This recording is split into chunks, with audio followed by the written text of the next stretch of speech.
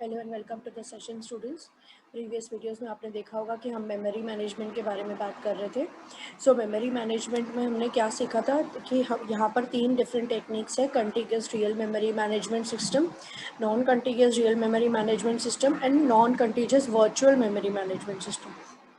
हमने स्टार्ट किया था single continuous real memory management system से, जिसमें से हमने समझा था कि रियल मेमोरी यानी यहाँ पर मेन मेमोरी की बात हो रही है, यहाँ पर रैम की बात हो रही है कि जब भी प्रोग्राम प्रोसेस बनता है, जब भी प्रोग्राम को एग्जीक्यूशन करना है, उसको मेमोरी में आना है, मेमोरी में जगह चाहिए। सी हमारा कंप्यूटर कैसे फंक्शन करेगा, कितनी अच्छी तरह से काम कर सकता है, क्या क्या काम कर सकता है, ये सिर्फ 2 चीज़ों पे डिपेंड करता है मेनली। वो है आपका सीपीयू कितना पावरफुल है और आपके पास मेमोरी कितनी है। क्यों? क्योंकि हर प्रोग्राम को एग्जीक्यूट होने के लिए सीपीयू चाहिए, सीपीयू उसको एग्जीक्यूट करेगा, बट एग्जीक्यूशन से पहले उसको मेमोरी चाहिए जहाँ पर वो मेमोरी में लोड होगा, मतलब मेमोरी कंप्यूटर की मेमोरी में आएगा एंड देन उस वहाँ से उसके इंस्ट्रक्शंस रीड होके एग्जीक्यूट कर पाएगा सीपीयू। ओके, सो हमने यहाँ पर काफ़ी बातें डिस्कस कर चुके हैं हम प्रीवियस वीडियोस में। अगर आपने वो वीडियोस नहीं देखे हैं तो आज का वीडियो देखने से पहले आप वो वीडियोस को गो थ्रू कीजिए। Continuous real memory management system में हमने सिंगल कंटिन्यूअस से स्टार्ट किया था। सिंगल कंटिन्यूअस में क्या था, main memory was divided into two parts. One part was given to the operating system and the other part was for the process. So एक time पे एक ही प्रोसेस मेमोरी में आ सकती है एंड उसका एग्जीक्यूशन सीपीयू कर सकता है।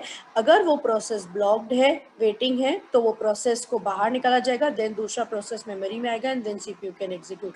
यहाँ पर सिंगल था, मीन्स एक ही प्रोसेस एक टाइम पे मेमोरी में रहेगा। CPU can't switch between processes so that CPU का आइडलनेस कम हो सके। So this was not much used. Then fixed partition memory management system देखा था, जिसमें मेन मेमोरी के पार्टीशंस बनाए जाते थे। मतलब यहाँ पर सिंगल में एक ही पार्टीशन था, जिसमें दो पार्टीशंस थे, जिसमें एक was OS, one was given to the process.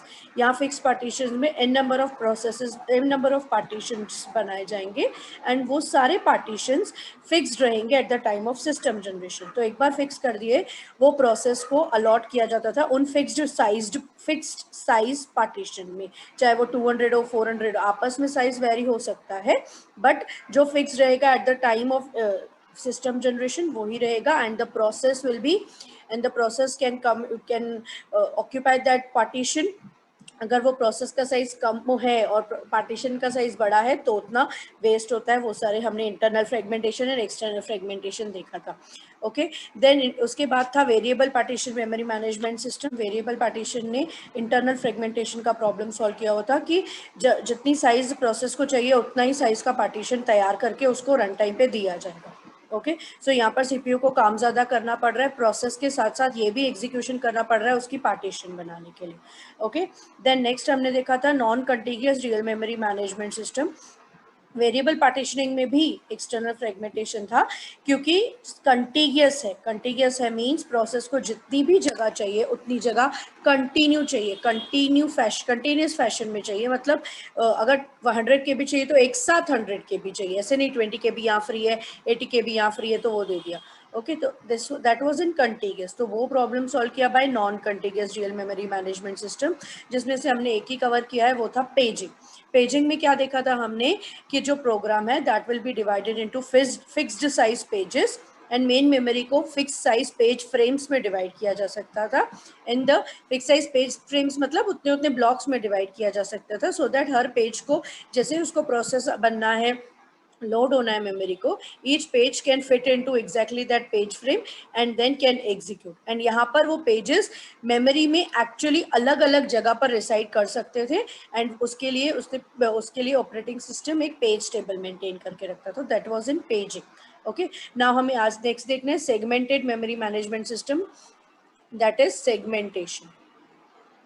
Okay, now यहाँ पर पेजिंग में क्या था, एक बार बता दूं आपको। पेजिंग में क्या था, जो भी प्रोसेस है that was divided into fixed size pages. Okay, and main memory को is divided into page frames, जिसमें पेजेस लोड होते थे।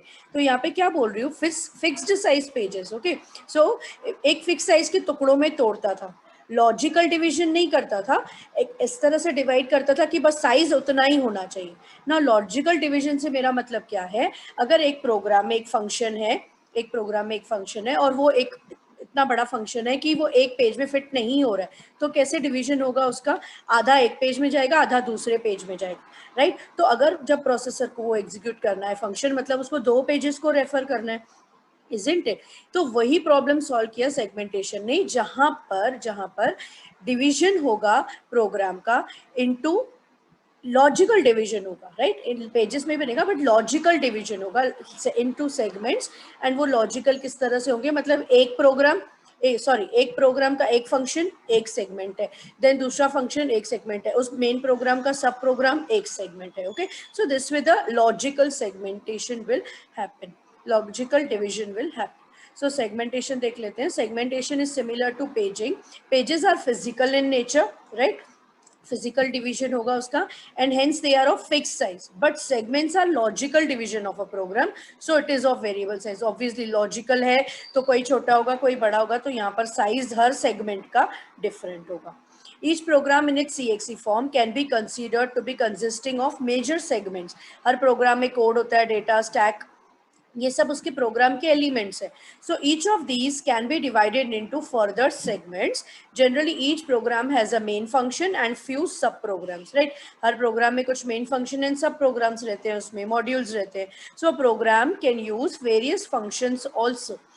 The figure this shows you various segments along with their sizes. Each segment is compiled with respect to 0 as the starting address of for that segment. ये operating system का working है कि हर segment को 0 के हिसाब से कंपाइल किया जाता है, 02 से 999 एड्रेसेस, 999 एड्रेस तक, यानी 1000 जो है उसको मेन प्रोग्राम को 1000 इज द यूनिट्स का साइज है इसका। यहाँ पर 800, दिस इज 700, दिस इज 900, इस हिसाब से दिया हुआ है। अब क्या मेंटेन करके रखता है? अगेन सेगमेंट के लिए टेबल मेंटेन करके रखता है। सेगमेंट क्या है? 0, साइज क्या है? 1000।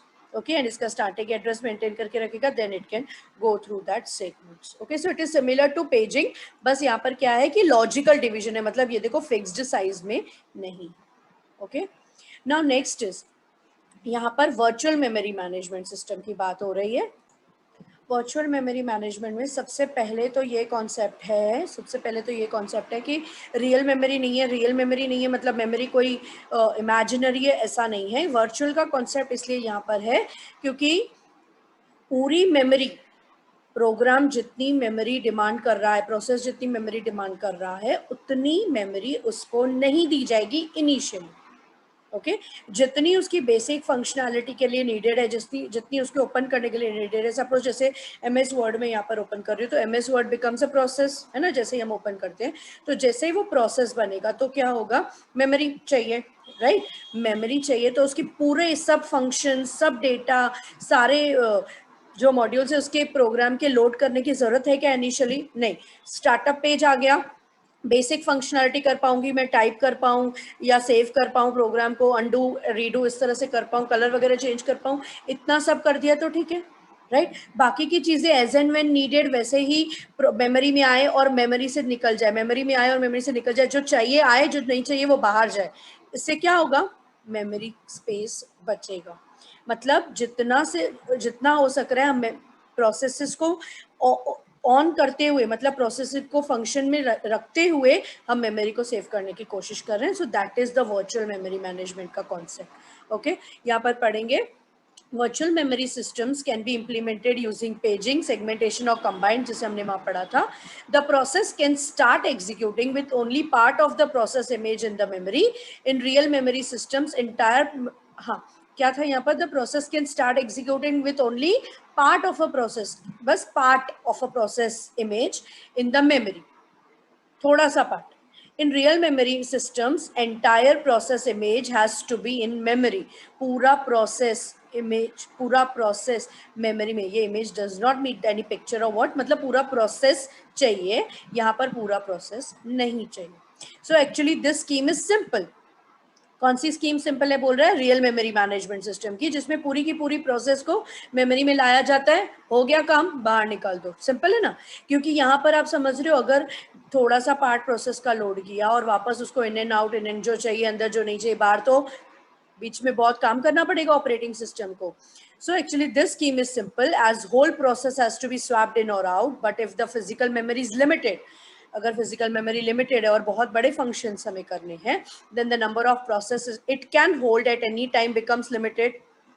So virtual memory is referenced, then only that page can be brought into that memory. So जब भी वो virtual memory में ये है कि वही page memory में लाया जाता है जब उसको reference आता है. Okay, so if there is no page frame free in the physical memory for new page, then OS has to overwrite an existing page in physical memory, right? तो क्या होगा यहाँ पर, OS को क्या करना पड़ेगा, overwrite करना पड़ेगा existing page को. नए पेज के लिए जगह नहीं है जिसको अभी प्रोसेस रेफर कर रहा है और उस पेज को मेमोरी में लाना है, राइट? तो ओएस जो मेमोरी में ऑलरेडी है उसको ओवरराइट करेगा. विच पेज शुड बी ओवररिटन, कौन सा पेज ओवरराइट होना चाहिए is decided by the page replacement policy. आगे देखेंगे वो. सो कौन सा पेज ओवरराइट होना चाहिए वो ओएस डिसाइड करेगा. There are some terms related to memory management and they are as follows. कौन से हैं वो देखते हैं. Locality of reference. Locality of reference में this gives some basis to forecast. इससे थोड़ा पता चलता है कि whether a page is likely to be referenced in the near future based on its past behavior. तो this is past. Past behavior के हिसाब से ये पेज बार बार यूज होने वाला है या नहीं यूज होने वाला है अभी नियर फ्यूचर में. तो ये सब डिसाइड किया जाता है अपॉन कि पेज कितनी बार यूज होता है. ओएस उसकी कैलकुलेशन रखता है सारी. And hence also whether you could throw that page out to make a room for a new one. Okay, so नया पेज उसको बाहर निकाल सकते हैं क्या कि जब भी नीड पड़े तो. So that is decided. So that is the term. उससे एक टर्म रिलेटेड है लोकेलिटी ऑफ रेफरेंस. नेक्स्ट क्या बोल रहा है, clustering of page references in a certain time zone is called the principle of locality of reference. So clustering means say combining or grouping together or bringing together, right? ऐसे pages जो near future में reference होने वाले हैं in certain time zone, it is the principle of locality of reference. When a process is executing with next term क्या है, page fault. Page fault मतलब जिस page के बारे में process demand कर रहा है, मतलब execute करना है, suppose nth page कोई number का page and वो page अभी currently मेमोरी में नहीं है, मतलब उसको मेमोरी में लेके आना है. तो उस कंडीशन को क्या बोलेंगे, that is called as page fault. When a process is executing with only a few pages in memory and when an instruction is encountered which refers to any instruction or data in some other page which is outside the memory, a page fault. So that means page fault अगर होता है मतलब वो page नहीं है, वो चाहिए. सो locality of reference calculate करता है कि किसको कि कौन सा पेज नियर फ्यूचर में यूज होने वाला है. Next working set. Working set means अभी करंटली प्रोसेस के जो पेजेस मेमोरी में है जो इन पे वो काम कर रहा है, तो that is the working set of that process.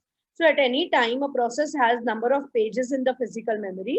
The set of pages in the physical memory actively refer to any moment is called as the working set. At that point of time उसको working set में बोला जाए. Next is page replacement policy.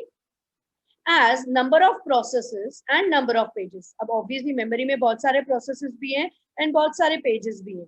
are in main memory for each process increase. ये बहुत सारे processes हैं, उसके pages हैं और pages बढ़ते जा रहे हैं, processes बढ़ते जा रहे हैं. At some point of time, all the page frames become occupied. Main memory is like divided into page frame, means blocks. So at this time, if a new page is to be brought in, the OS has to overwrite some existing pages in the memory, right ना?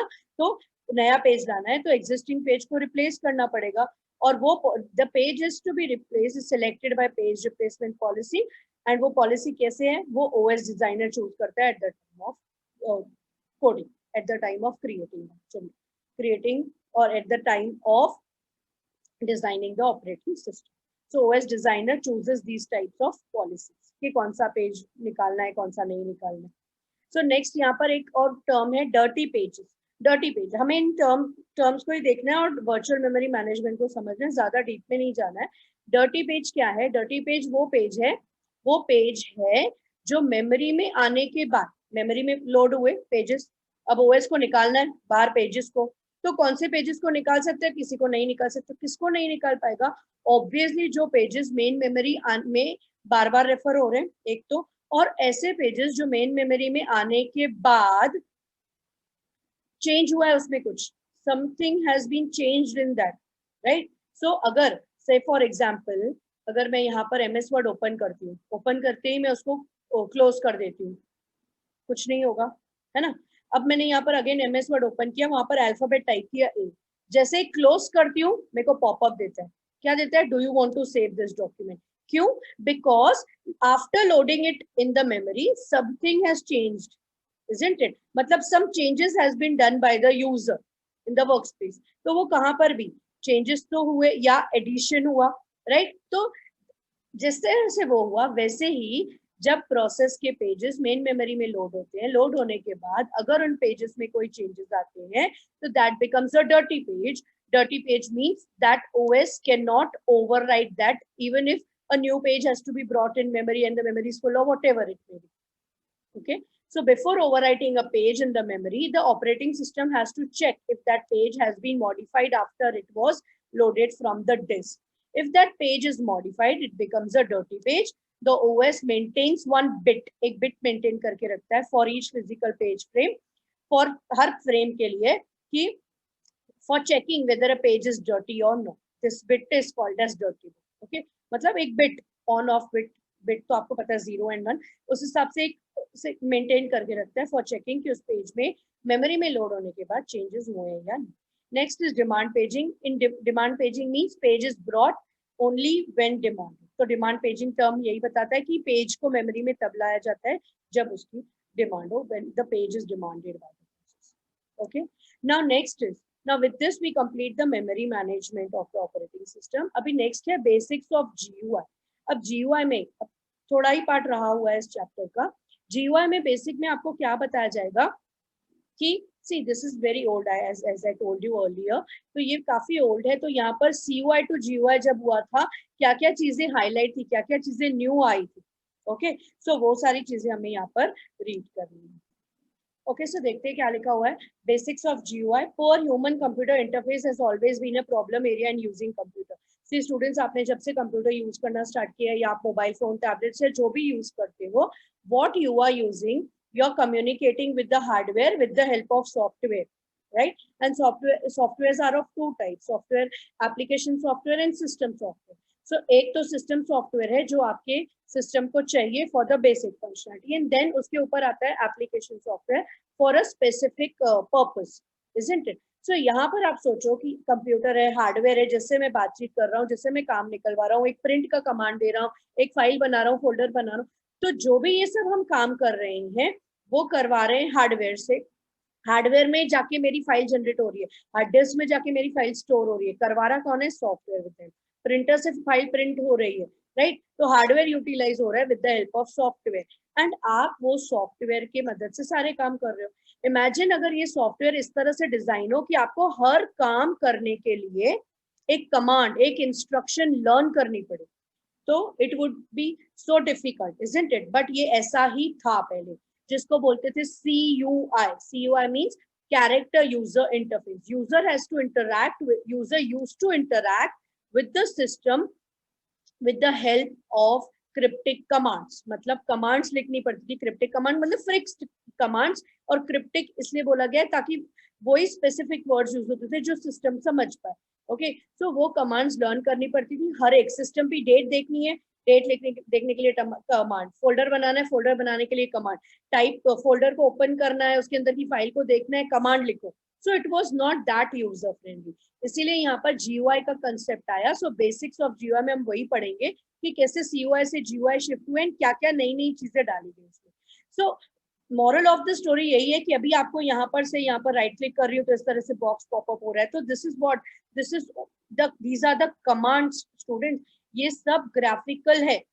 Graphical है मतलब click होने पे execute हो रहे हैं, मुझे कुछ लिखना नहीं पड़ रहा है. मींस यहाँ पर क्लोज बटन होगा, समझ रहे हो? एक ग्राफिक है वहां पर. क्लोज बटन से क्या हो रहा है? बैकग्राउंड में एग्जीक्यूशन वही एग्जीक्यूट हो रही थी, होती है जो पहले यूजर को लर्न करनी पड़ती थी. But now this commands are converted into graphical representation. हमारे लिए ग्राफिक्स है, सामने पीछे बैकग्राउंड में एग्जीक्यूट हुई वैसे ही कमांड्स हो रही है. Okay, so that is the basic of GUI की कमांड्स को ग्राफिकल इंटरफेस में कन्वर्ट किया. Poor human computer interface has always been a problem area in using computer. In the past, computers were not very powerful. Cryptic commands provided an interface to the computer's operating system. So cryptic commands के जरिए हम OS के through काम करवा सकते थे. the user were expected to remember these commands and what they stood for. User को सब learn करके रखना पड़ता था. So all the users would not be computer literate unless they know the cryptic human computer interface. हर एक computer को के साथ काम करने में उतना जिनको कंप्यूटर यूज करना था उनको सब ये कमांड्स को लर्न करना था, इसीलिए ज्यादातर यूज नहीं किए जाते थे, मतलब दे वर नॉट दैट फ्रेंडली. अभी हमारा कोई भी यहाँ पर मोबाइल्स को या गैजेट्स को इस तरह से यूज कर सकता है जैसे ऑलरेडी ही और शी नोज किसको किस तरह से यूज करना है, बिकॉज इंटरफेस उतना यूजर फ्रेंडली बन चुका है. So the interface had to become more user friendly. Cryptic commands were converted into graphical representation. Such an interface को क्या बोला जाता है? GUI, graphical user interface means cryptic commands को किसमें बदला गया है? Graphical representation. Then Windows operating system जो आए वो GUI based थे, right? So they were GUI based operating system. The screen can be split into different partitions. एक स्क्रीन को n number of partitions में आप डिवाइड कर सकते थे और हर पार्टीशन अलग अलग साइज की थी. दिस पार्टीशन वाज कॉल्ड, हर एक पार्टीशन को क्या बोलते हैं? विंडो बोलते हैं ना. हेंस इस टेक्नोलॉजी को विंडोइंग टेक्नोलॉजी बोला जाता है. Some of the characteristics of Windows are, Windows की क्या कैरेक्टरिस्टिक्स है? हर एक विंडो में टाइटल रहता है, बॉर्डर रहता है, मैंने बोला ना ये सब आपको विंडो के बारे में बताने वाले. Window resizing, closing the window, opening a window, like that. Okay, so फटाफट पढ़ती हूँ मैं इसको. विंडो की कैरेक्टरिस्टिक क्या थे? हर एक विंडो का टाइटल होता है, बॉर्डर होता है, वर्क एरिया होता है एंड कमांड एरिया होता है, right. Then command components of Windows. Windows के कंपोनेंट्स क्या है? Menu bar normally appear. So window, एक नॉर्मल विंडो के बारे में यहाँ पर बात हो रही है. So menu bar normally appear at the top of the window under window title. Window के टाइटल बार आता है ऊपर. Then window, simply I'll start one and better explain this.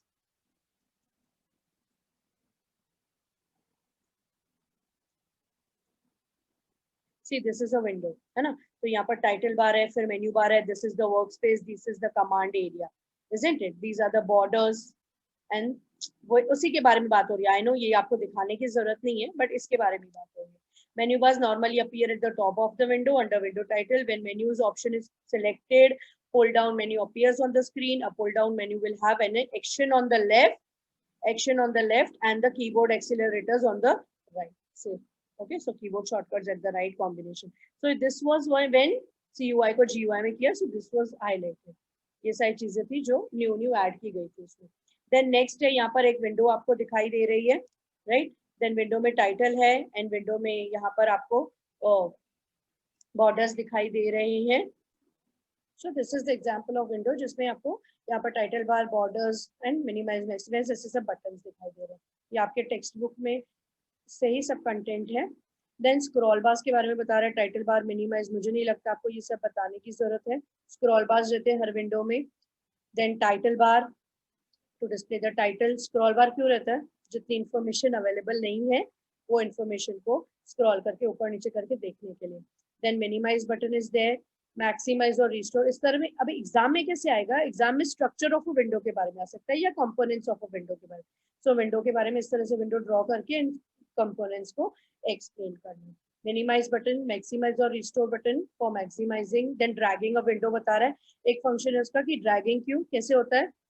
Her window को पोजीशन कर देने के लिए काम आता है. उसको करने के लिए क्या करना है? हमें लेफ्ट माउस बटन को प्रेस करते रखते हुए ही मूव करना है माउस को, and we have to get on to the new position.